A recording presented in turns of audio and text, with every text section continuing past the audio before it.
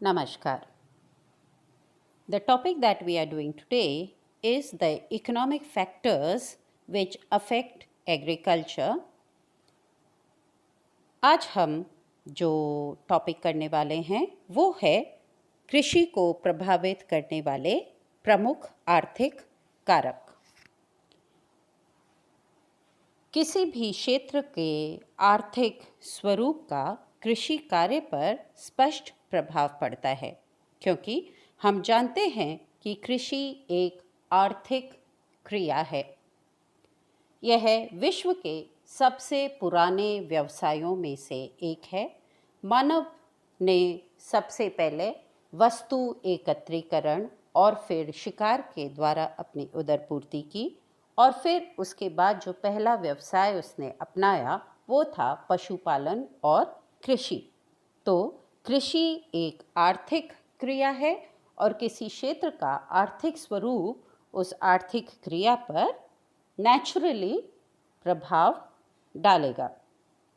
तो आज हम कृषि को प्रभावित करने वाले प्रमुख आर्थिक कारकों का अध्ययन करेंगे। बाजार। बाजार तीन तरह के हो सकते हैं: स्थानीय बाजार, राष्ट्रीय बाजार और अंतर्राष्ट्रीय बाजार। हम ये भी जानते हैं कि वर्तमान में कृषि सिर्फ जीवन निर्वाहक कृषि नहीं रह गई है, अपितु ये एक कमर्शियल एग्रीकल्चर या बाजारोन्मुखी कृषि का भी विकास हो गया है। कृषक उन फसलों का उत्पादन अधिक करना चाहते हैं जिनकी मांग अधिक होती है। बाजार से दूरी का तथ्य फसलों के चुनाव को प्रभावित करता है। जैसे जैसे बाजार से दूरी बढ़ती जाती है, यातायात पर व्यय भी बढ़ेगा और इसलिए फसल की लागत भी बढ़ जाएगी। किसान उस वस्तु का उत्पादन करेगा जिससे उसको अधिक आय हो, और इसलिए वो ज़्यादातर वो वस्तु उगाना चाहेगा जिसकी स्थानीय मांग हो, क्योंकि जब भारी फसलें होती हैं तो उनके जो यातायात का व्यय है वो मांग अधिक होने पर भी दूरी के कारण कृषक को अधिक लाभ नहीं देती। दूसरे, जल्दी खराब होने वाली वस्तुएं जैसे दूध, फल, सब्जियां, ये भी बाजार के नज़दीक पैदा की जाती हैं। अगर उत्पादन क्षेत्र से बाजार की दूरी अधिक होगी तो नेचुरली ये वस्तुएं जल्दी खराब होंगी और फिर इनको पहुंचाने के लिए हमको स्पेशलाइज्ड ट्रांसपोर्ट की ज़रूरत पड़ेगी, जैसे रेफ्रिजरेटेड ट्रक्स आदि, और उस केस में उस वस्तु की लागत भी बढ़ जाएगी। कृषि उत्पादित पदार्थों को उचित मूल्य मिले, इसके लिए व्यवस्थित बाजारों की अत्यंत आवश्यकता है, और इसीलिए सहकारी क्रय विक्रय समितियां, सरकारी समितियां और खाद्य व्यापार निगम, कृषि मंडियां जैसे शासकीय और अर्धशासकीय संगठनों का विकास किया गया है, जो कि उचित दरों पर क्रय विक्रय की व्यवस्था कर सकें। तो बाजार स्थानीय है, राष्ट्रीय है, अंतर्राष्ट्रीय है, बाजार से कितनी दूरी है और बाजार की क्या व्यवस्था है, ये कृषि के प्रकार को प्रभावित करते हैं। परिवहन। किसान अपने खेत पर जो वस्तु पैदा करता है उसको बाजार तक कैसे भेजेगा? बाजार तक चीज़ को भेजने के लिए परिवहन की उपलब्धता आवश्यक है। तो परिवहन किस प्रकार का होगा? जैसे अगर स्थानीय बाज़ार है तो जो हमारे कृषक करते आए हैं वो बैलगाड़ियों का उपयोग कर सकते हैं, छोटे ट्रकों का उपयोग कर सकते हैं। पर बाज़ार अगर राष्ट्रीय है तो फिर ट्रकों का और ट्रेन्स का उपयोग होगा, और बाज़ार अगर अंतर्राष्ट्रीय है तो इन दैट केस हमें वायु यातायात या जल यातायात का उपयोग करना पड़ेगा। और जब जल यातायात का और रेलवेज का उपयोग होगा तो हमें ये देखना पड़ेगा कि वस्तु जल्दी नष्ट होने वाली नहीं है।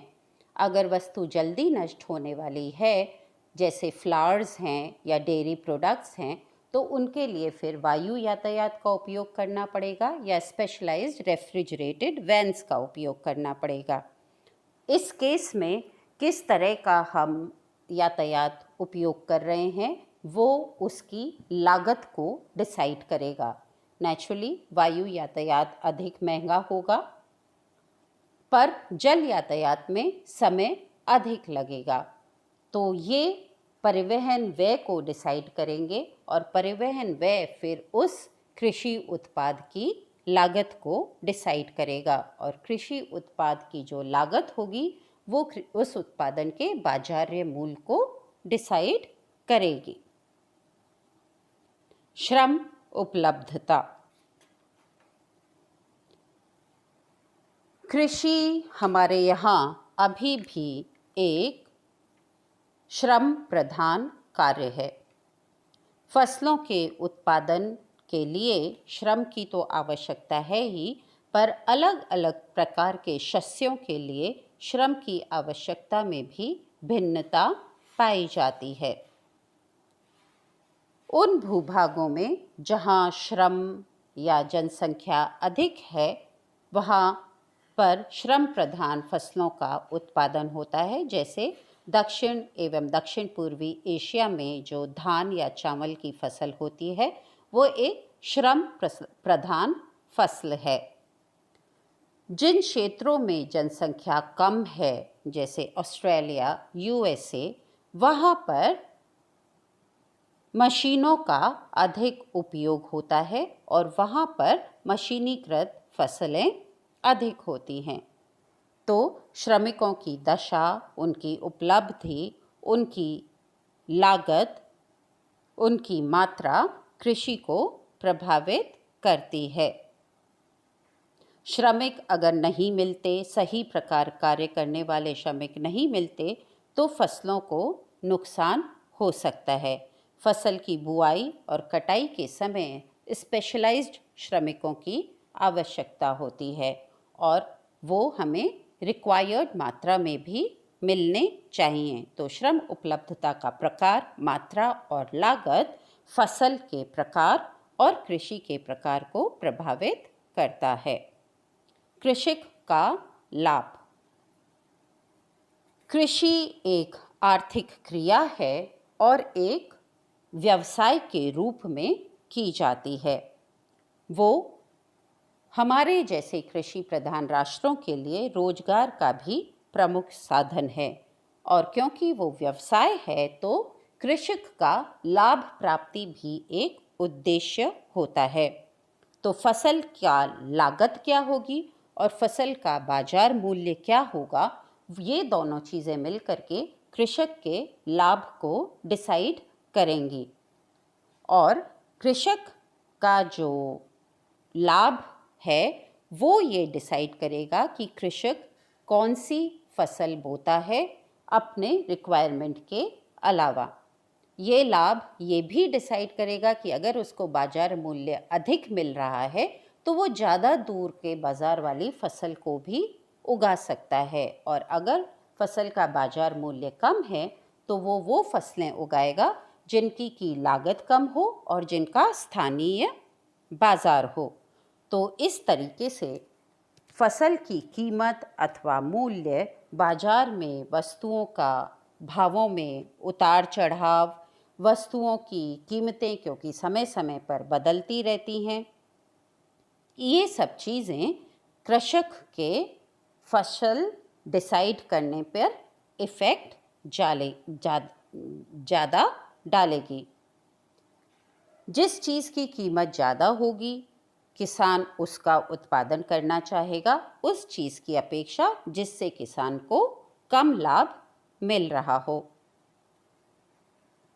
तो फसल की कीमत और उसकी जो स्थिरता होती है वो फसल बुवाई के समय किसान के फैसले को बहुत अफेक्ट करती है, महत्वपूर्ण योगदान देती है और कृषि व्यवस्था जो उस क्षेत्र की है उसको भी निर्धारित करती है। तो हम कह सकते हैं कि कृषि क्योंकि एक आर्थिक क्रिया है और एक आर्थिक व्यवसाय है, तो कृषक का एक मेजर उद्देश्य लाभ प्राप्ति होगा और ये लाभ प्राप्ति उस फसल की लागत और उसके बाजार मूल्य पर डिपेंड करेगी और कृषक क्या लाभ चाहता है उस हिसाब से वो शस्य का और कृषि व्यवस्था का निर्धारण करेगा। पूंजी, क्योंकि कृषि एक व्यवसाय है जिसके अंदर कई तरह की इनपुट्स रिक्वायर्ड होती हैं। भूमि की अपनी लागत होती है, उसके बाद श्रमिकों की भी लागत होती है, फिर कृषक को बीज चाहिए, कृषक को उर्वरक चाहिए, कृषक को कीटनाशक चाहिए, उसके अलावा यातायात भंडारण की व्यवस्था, अगर वो उपकरण यूज़ कर रहा है तो उन उपकरणों के लिए पूंजी, तो व्यवसाय या आर्थिक क्रिया के लिए पूंजी की आवश्यकता होती है। यह पूंजी कृषक को कहाँ से मिलती है? बैंकों के द्वारा मिल रही है, कोऑपरेटिव्स के द्वारा मिल रही है या किसी जमींदार से वो ये पूंजी ले रहा है, ये डिसाइड करेगा वो लॉन्ग टर्म के लिए ले रहा है या शॉर्ट टर्म के लिए ले रहा है। फिर उस पूंजी पे वो क्या इंटरेस्ट दे रहा है, जो इंटरेस्ट उस पूंजी पे लग रहा है क्या वो उसको मिलने वाले लाभ के अंतर्गत आता है या नहीं आता है। ये सब चीज़ें पूंजी की उपलब्धता, पूंजी का प्रकार, मतलब बैंक से मिल रही है उसे, कोऑपरेटिव सोसाइटी से मिल रही है, और पूंजी के अंदर मशीनें, ट्रैक्टर्स, उपकरण और भूमि, ये भी पूंजी के अंतर्गत आते हैं, इनकी भी लागत होती है। फिर क्या उसको जब पूंजी रिक्वायर्ड है उस समय उस वक्त उसको पूंजी मिल पा रही है या नहीं मिल पा रही है, और जैसा मैंने अभी कहा कि उस पे उसको क्या इंटरेस्ट देना पड़ेगा, क्या उसकी लागत है, ये डिसाइड करेगी कि कृषक किस तरह की फार्मिंग कर रहा है और किस तरह का वो शस्य उगा रहा है। अगर उसको पूंजी ईजिली उपलब्ध है तो वो रासायनिक खाद, रासायनिक कीटनाशकों, उन्नत बीजों का उपयोग करेगा। सिंचाई व्यवस्था के लिए उसको पूंजी अवेलेबल है तो वो अपने खेत को सिंचित कर पाएगा। इसी तरह अगर पूंजी उसके पास अवेलेबल है तो वो हो सकता है ट्रैक्टर्स का उपयोग करे, हार्वेस्टर्स का, कंबाइनर्स का उपयोग करे, सही तरह के श्रमिक ले सके। ये सारी चीज़ें अगर पूंजी अवेलेबल है तो ही श्रमिकों को वो लेकर के और कृषक इन चीज़ों का उपयोग कर सकेगा। तो किसी भी आर्थिक व्यवसाय के लिए सही समय पर सही प्रकार की पूंजी सही लागत पर मिलना बहुत ज़रूरी होता है और वो उस आर्थिक व्यवसाय के विकास के लिए सहायक होता है। तो पूंजी उपलब्धता भी कृषि के प्रकार और शस्य के प्रकार को प्रभावित करती है।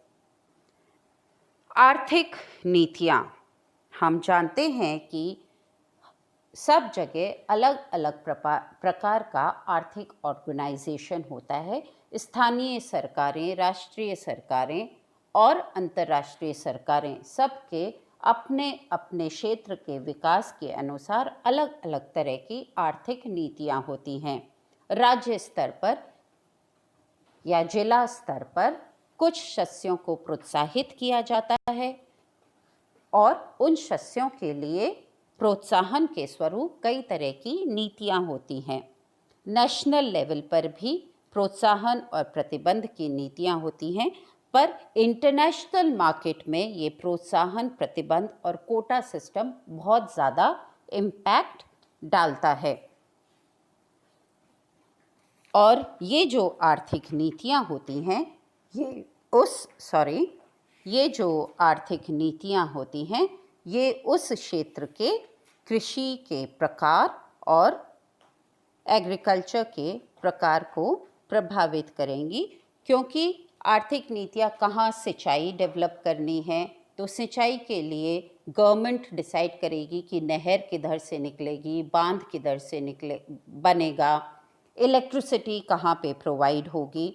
और फिर जैसा कि हमने देखा कि अब हमारी गवर्नमेंट ने कई जगह कृषि मंडियाँ जो डेवलप करी थी, उन कृषि मंडियों में एक मिनिमम मूल्य निर्धारित होता था और कृषक को मिनिमम उस मूल्य पर तो अपनी चीज़ बेचना के बाद वो मिनिमम मूल्य तो उसको मिलता ही था।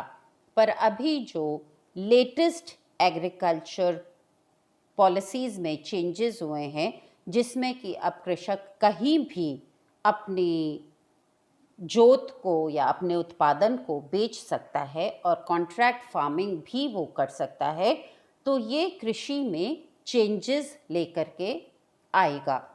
इस तरह से जो आर्थिक नीतियाँ होती हैं स्थानीय रूप से, राष्ट्रीय रूप से और अंतर्राष्ट्रीय रूप से, वो कृषि के पैटर्न और शस्य के पैटर्न को प्रभावित करती हैं। तो हम ये देखते हैं कि कृषि क्योंकि एक आर्थिक क्रिया है और एक आर्थिक व्यवसाय है, तो बाजार, यातायात, श्रम और पूंजी की उपलब्धता उस आर्थिक क्रिया के उत्पादन की लागत को प्रभावित करती है और उस आर्थिक क्रिया के बाजार मूल्य को प्रभावित करती है। ये बाजार मूल्य कृषक के लाभ को प्रभावित करता है और साथ में उस क्षेत्र की जो आर्थिक नीतियाँ होती हैं वो उस क्षेत्र में यातायात के विकास को, उस क्षेत्र में पूंजी की उपलब्धता को, उस क्षेत्र के में किन चीज़ों पर प्रतिबंध है, किन चीज़ों को प्रोत्साहन दिया जा रहा है, कोटा सिस्टम है, ये सब मिल करके कृषि के प्रकार, उसके प्रतिरूप, उसको मिलने वाली सुविधाएं, ये सब को प्रभावित करता है। तो ये थे कृषि को प्रभावित करने वाले प्रमुख आर्थिक कारक या major economic factors that affected the type and pattern of agriculture. Thank you.